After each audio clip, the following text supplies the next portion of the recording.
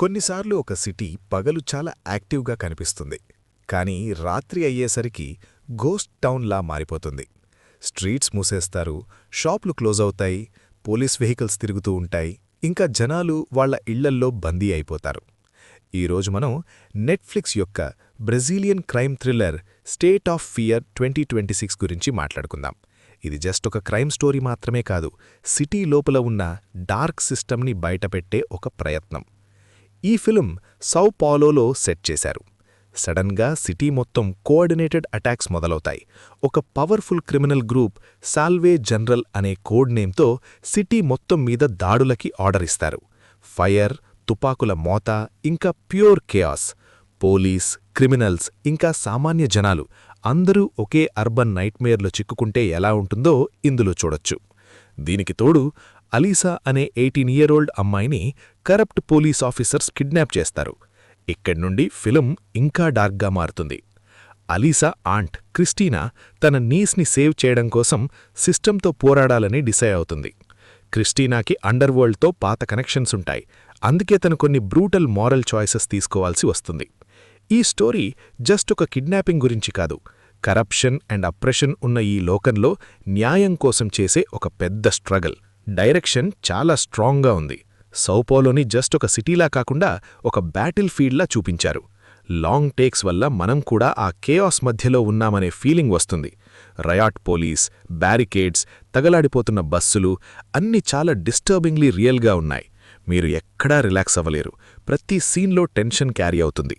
Christina character చాలా పవర్ఫుల్గా ఉంది. ఒక హెల్ప్లెస్ ఆంట్ అయినా కూడా వీక్ ఉమెన్ మాత్రం కాదు. తన ఇమోషన్స్ చాలా గ్రౌండెడ్గా ఉన్నాయి, ఎక్కడా ఓవర్ యాక్టింగ్ అనిపించదు. అలీసా క్యారెక్టర్ కూడా ఇంపాక్ట్ఫుల్గా ఉంది. తన మౌనం ఇంకా భయం పెద్ద పెద్ద స్పీచెస్ కంటే ఎక్కువగా మాట్లాడతాయి. అండర్వరల్డ్తో టైస్ ఉన్న ఒక సపోర్టింగ్ క్యారెక్టర్కి స్క్రీన్ టైం తక్కువే అయినా గట్టిగా ఇంప్రెషన్ క్రియేట్ చేస్తాడు. ఈ మూవీలో సౌండ్ డిజైన్ మాత్రం ఎక్సలెంట్గా ఉంది.